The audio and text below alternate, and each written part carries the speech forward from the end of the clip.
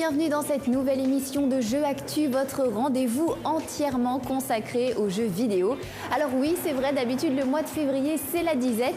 Et bien cette année on dirait que ce n'est pas le cas puisque les éditeurs avaient en fait gardé sous le coude quelques cartouches histoire de satisfaire les joueurs en manque de blockbuster. Ainsi cette semaine il y a 3 titres qui ont attiré notre attention. Le premier n'est autre que Grand Chelem Tennis 2, le premier jeu de tennis signé Electronic Arts sur Xbox 360 et PlayStation 3. Le deuxième n'est autre que 2048, le jeu de course certainement le plus impressionnant à ce jour sur console portable. Et enfin on terminera avec le test de Crush, un jeu de casse-tête qui va vous obliger à vous creuser les méninges. Mais avant de regarder tout ce beau programme, vous le savez, c'est tout d'abord l'heure des news fraîches de la semaine avec Zap Actu. C'est parti.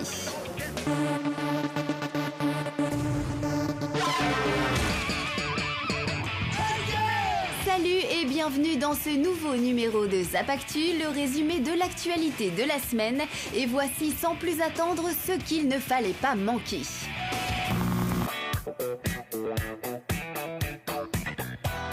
Situé parmi les meilleures ventes de 2011 aux États-Unis, Skylanders est devenu une licence juteuse pour Activision. Pas étonnant donc que l'éditeur américain annonce un tout nouvel opus baptisé Skylanders Giants qui permettra de faire connaissance avec des figurines inédites dont certaines seront 2 fois plus grandes que celles du premier Skylanders. Il faudra toujours déposer ces personnages sur le portail magique afin qu'ils prennent vie dans le jeu et puissent explorer les différents royaumes à l'aide de leurs pouvoirs. Sortie prévue pour l'automne prochain.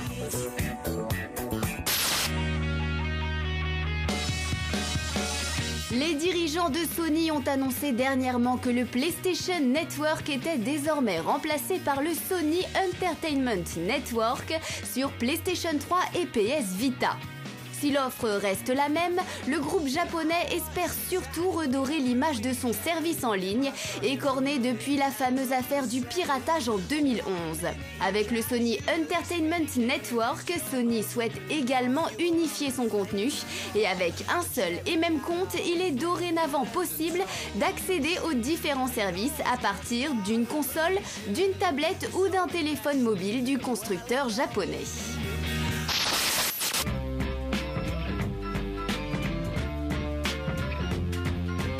Selon un certain nombre de rumeurs qui circulent actuellement sur la toile, Sony Computer Entertainment devrait annoncer dans les prochains jours Little Big Planet Karting. Comme son nom l'indique, il s'agira donc d'un jeu de course qui permettra de piloter des bolides dans la peau de Sackboy et de tous ses amis. Un concept déjà repris par Mod Nation Racers, mais qui devrait connaître un plus grand succès à Little Big Planet Karting. Alors quand on pense au tennis dans le jeu vidéo, bien évidemment, il y a tout de suite 2 licences qui nous viennent à l'esprit. Tout d'abord Top Spin et puis Virtua Tennis. La première joue la carte de la simulation pure et dure, quand la deuxième se tourne plus vers l'arcade avec une approche complètement loufoque. Eh bien sachez que le Grand Chelem Tennis 2 d'Electronic Arts se situe exactement entre les deux avec une prise en main beaucoup plus atypique. Regardez le résultat.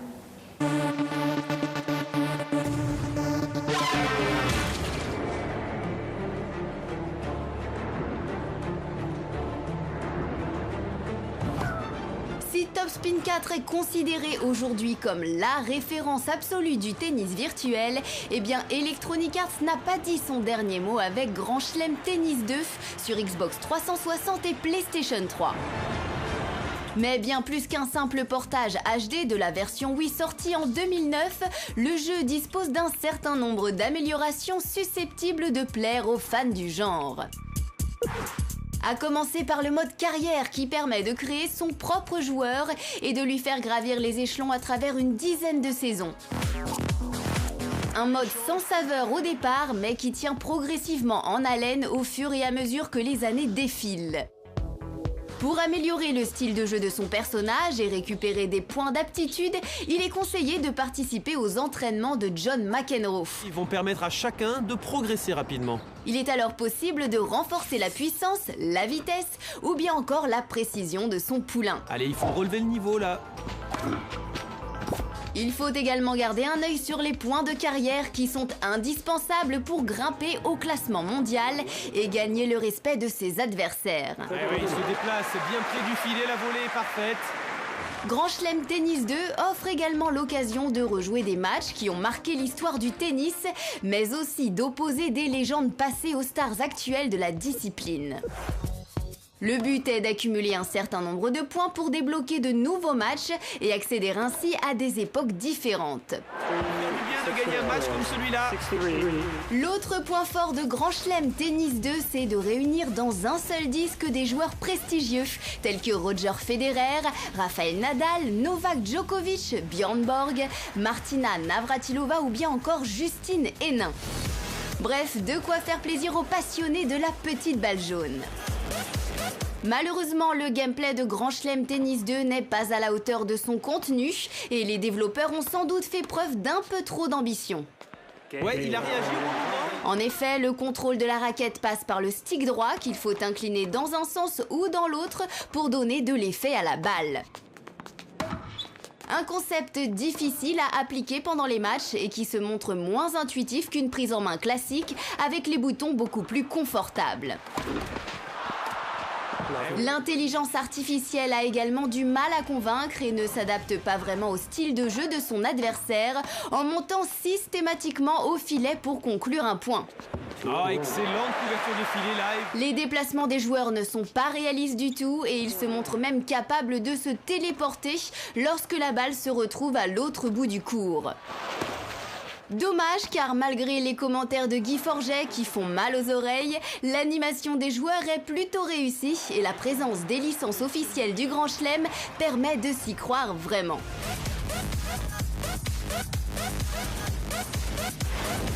La note jeu actu, 12/20.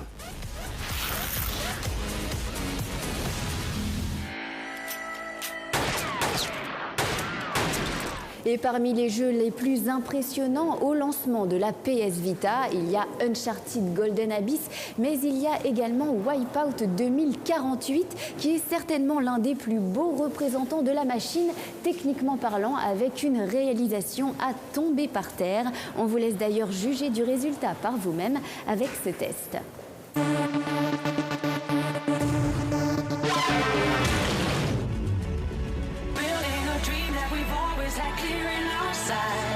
Voilà déjà 2 ans et demi que le dernier Wipeout est sorti, c'était en juin 2009, nous étions sur PSP et le résultat était déjà très impressionnant.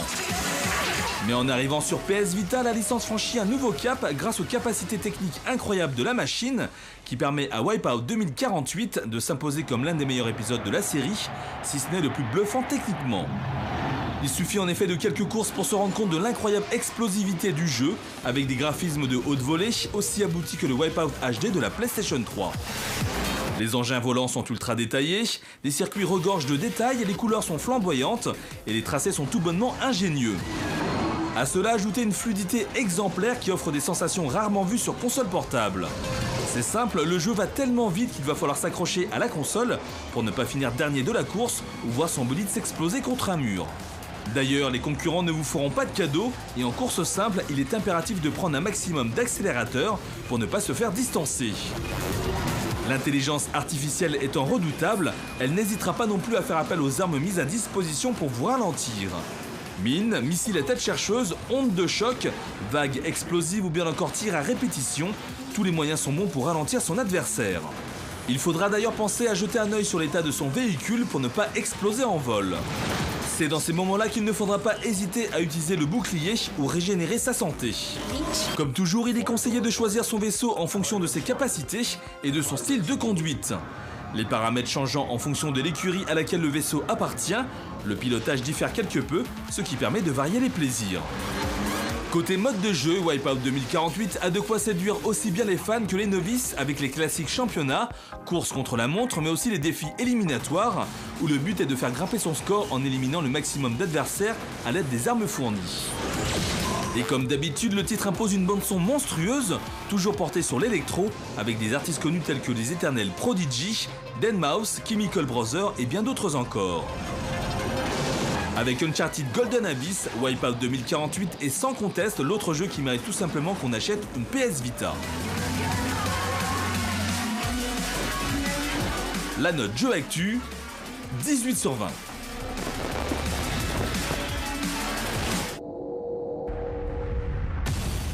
Et enfin, pour terminer cette émission, on va tout de suite s'intéresser à Crushed, le dernier titre signé Sega à sortir sur 3DS et qui va vous faire travailler les méninges. Alors, ne vous fiez pas à la jaquette peu engageante ou encore au look un peu impersonnel du héros. Ici, il va falloir se la jouer intello pour résoudre les énigmes proposées. Regardez.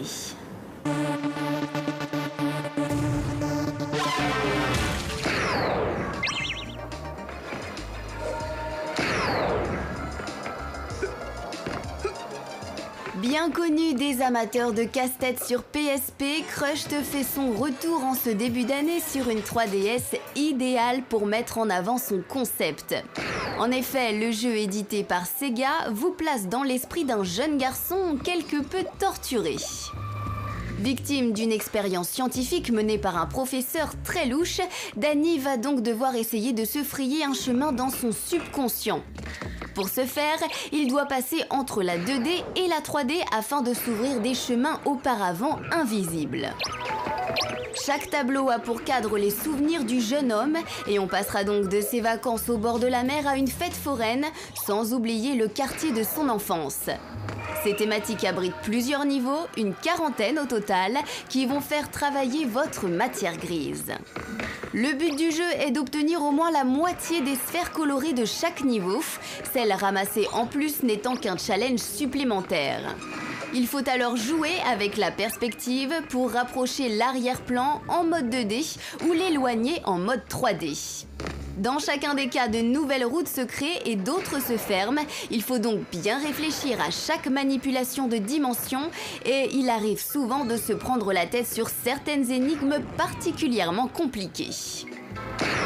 Il faut également bien faire attention aux éléments de décor lointains en 3D qui peuvent causer des dégâts si on se trouve juste devant et que l'on passe en 2D.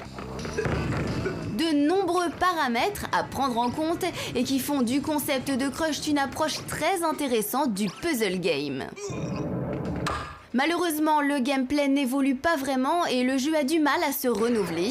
Par ailleurs, Crushed souffre aussi d'une réalisation pas très convaincante, ce qui n'arrange pas vraiment les choses. Entre son chara-design sans inspiration et ses graphismes de faible qualité, le jeu manque vraiment de caractère. Côté 3D, les choses ne sont pas non plus très roses avec un effet relief qui ne sert à rien. Il est dommage d'ailleurs d'avoir laissé cet aspect de côté, surtout avec un tel concept.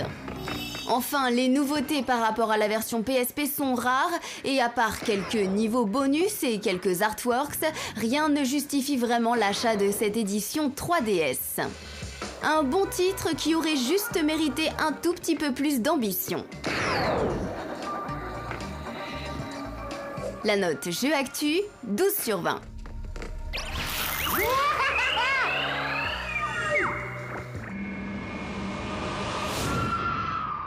Et bien voilà, c'est déjà la fin de cette émission Jeux Actu. J'espère que vous avez passé un agréable moment en notre compagnie. Bien entendu, la semaine prochaine, on aura l'immense plaisir de vous retrouver avec un programme flambant neuf.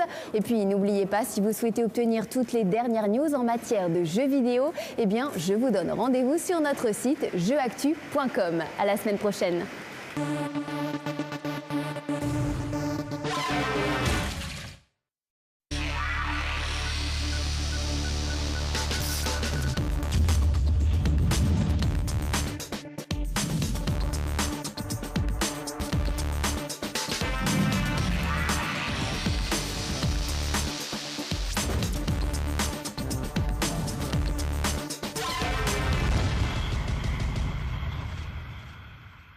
Bonjour et bienvenue dans cette nouvelle émission de Jeux Actu, votre rendez-vous entièrement consacré aux jeux vidéo. Alors oui, c'est vrai, d'habitude le mois de février c'est la disette. Et bien cette année on dirait que ce n'est pas le cas puisque les éditeurs avaient en fait gardé sous le coude quelques cartouches histoire de satisfaire les joueurs en manque de blockbuster. Ainsi cette semaine il y a 3 titres qui ont attiré notre attention. Le premier n'est autre que Grand Chelem Tennis 2, le premier jeu de tennis signé Electronic Arts sur Xbox 360 et PlayStation 3. Le deuxième n'est autre que 2048, le jeu de course certainement le plus impressionnant à ce jour sur console portable. Et enfin on terminera avec le test de Crushed, un jeu de casse-tête qui va vous obliger à vous creuser les méninges. Mais avant de regarder tout ce beau programme, vous le savez, c'est tout d'abord l'heure des news fraîches de la semaine avec Zap Actu. C'est parti.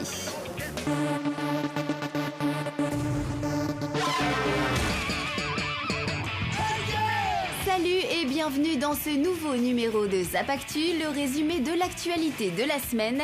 Et voici sans plus attendre ce qu'il ne fallait pas manquer.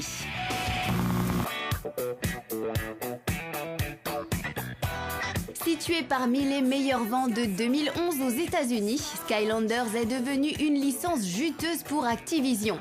Pas étonnant donc que l'éditeur américain annonce un tout nouvel opus baptisé Skylanders Giants qui permettra de faire connaissance avec des figurines inédites dont certaines seront 2 fois plus grandes que celles du premier Skylanders. Il faudra toujours déposer ces personnages sur le portail magique afin qu'ils prennent vie dans le jeu et puissent explorer les différents royaumes à l'aide de leurs pouvoirs. Sortie prévue pour l'automne prochain.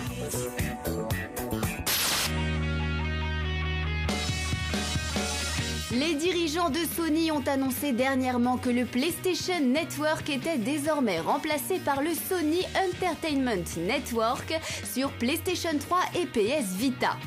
Si l'offre reste la même, le groupe japonais espère surtout redorer l'image de son service en ligne, écorné depuis la fameuse affaire du piratage en 2011.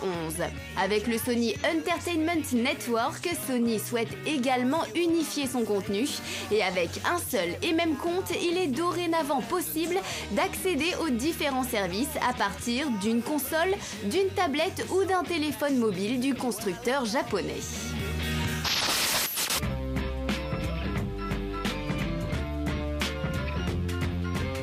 Selon un certain nombre de rumeurs qui circulent actuellement sur la toile, Sony Computer Entertainment devrait annoncer dans les prochains jours Little Big Planet Karting. Comme son nom l'indique, il s'agira donc d'un jeu de course qui permettra de piloter des bolides dans la peau de Sackboy et de tous ses amis. Un concept déjà repris par Mod Nation Racers, mais qui devrait connaître un plus grand succès à Little Big Planet Karting. Alors quand on pense au tennis dans le jeu vidéo, bien évidemment, il y a tout de suite 2 licences qui nous viennent à l'esprit. Tout d'abord Top Spin et puis Virtua Tennis. La première joue la carte de la simulation pure et dure, quand la deuxième se tourne plus vers l'arcade avec une approche complètement loufoque. Eh bien sachez que le Grand Chelem Tennis 2 d'Electronic Arts se situe exactement entre les deux avec une prise en main beaucoup plus atypique. Regardez le résultat.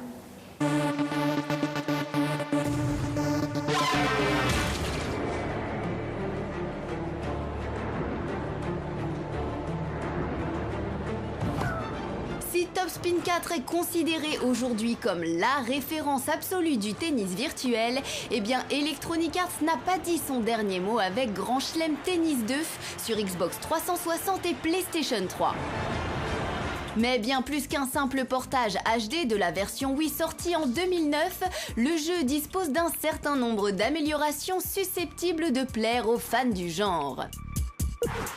À commencer par le mode carrière qui permet de créer son propre joueur et de lui faire gravir les échelons à travers une dizaine de saisons. Un mode sans saveur au départ mais qui tient progressivement en haleine au fur et à mesure que les années défilent. Pour améliorer le style de jeu de son personnage et récupérer des points d'aptitude, il est conseillé de participer aux entraînements de John McEnroe. Ils vont permettre à chacun de progresser rapidement. Il est alors possible de renforcer la puissance, la vitesse ou bien encore la précision de son poulain. Allez, il faut relever le niveau là. Il faut également garder un œil sur les points de carrière qui sont indispensables pour grimper au classement mondial et gagner le respect de ses adversaires. Il se déplace bien près du filet, la volée est parfaite. Grand Chelem Tennis 2 offre également l'occasion de rejouer des matchs qui ont marqué l'histoire du tennis, mais aussi d'opposer des légendes passées aux stars actuelles de la discipline. Le but est d'accumuler un certain nombre de points pour débloquer de nouveaux matchs et accéder ainsi à des époques différentes. Bien de gagner un match comme celui-là. L'autre point fort de Grand Chelem Tennis 2, c'est de réunir dans un seul disque des joueurs prestigieux tels que Roger Federer, Rafael Nadal, Novak Djokovic, Björn Borg, Martina Navratilova ou bien encore Justine Henin. Bref, de quoi faire plaisir aux passionnés de la petite balle jaune. Malheureusement, le gameplay de Grand Chelem Tennis 2 n'est pas à la hauteur de son contenu et les développeurs ont sans doute fait preuve d'un peu trop d'ambition. Ouais, il a réagi au moment. En effet, le contrôle de la raquette passe par le stick droit qu'il faut incliner dans un sens ou dans l'autre pour donner de l'effet à la balle. Un concept difficile à appliquer pendant les matchs et qui se montre moins intuitif qu'une prise en main classique avec les boutons beaucoup plus confortables.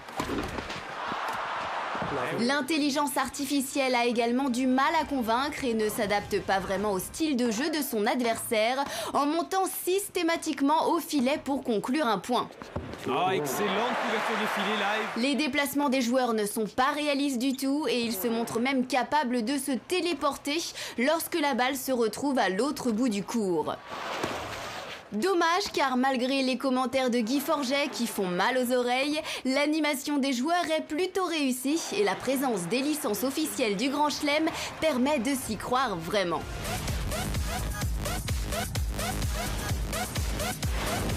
La note jeu actu, 12/20.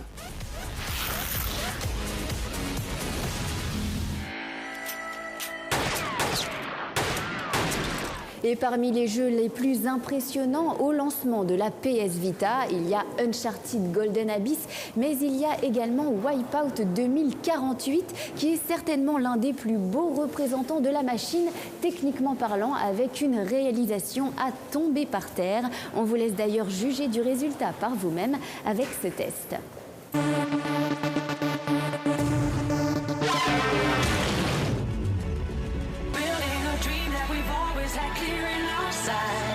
Voilà déjà 2 ans et demi que le dernier Wipeout est sorti, c'était en juin 2009, nous étions sur PSP et le résultat était déjà très impressionnant. Mais en arrivant sur PS Vita, la licence franchit un nouveau cap grâce aux capacités techniques incroyables de la machine qui permet à Wipeout 2048 de s'imposer comme l'un des meilleurs épisodes de la série, si ce n'est le plus bluffant techniquement. Il suffit en effet de quelques courses pour se rendre compte de l'incroyable explosivité du jeu, avec des graphismes de haute volée aussi aboutis que le Wipeout HD de la PlayStation 3. Les engins volants sont ultra détaillés, les circuits regorgent de détails, les couleurs sont flamboyantes et les tracés sont tout bonnement ingénieux. À cela, ajoutez une fluidité exemplaire qui offre des sensations rarement vues sur console portable. C'est simple, le jeu va tellement vite qu'il va falloir s'accrocher à la console pour ne pas finir dernier de la course ou voir son bolide s'exploser contre un mur. D'ailleurs, les concurrents ne vous feront pas de cadeau et en course simple, il est impératif de prendre un maximum d'accélérateur pour ne pas se faire distancer. L'intelligence artificielle étant redoutable, elle n'hésitera pas non plus à faire appel aux armes mises à disposition pour vous ralentir. Mines, missiles à tête chercheuse, ondes de choc, vagues explosives ou bien encore tirs à répétition, tous les moyens sont bons pour ralentir son adversaire. Il faudra d'ailleurs penser à jeter un œil sur l'état de son véhicule pour ne pas exploser en vol. C'est dans ces moments-là qu'il ne faudra pas hésiter à utiliser le bouclier ou régénérer sa santé. Comme toujours, il est conseillé de choisir son vaisseau en fonction de ses capacités et de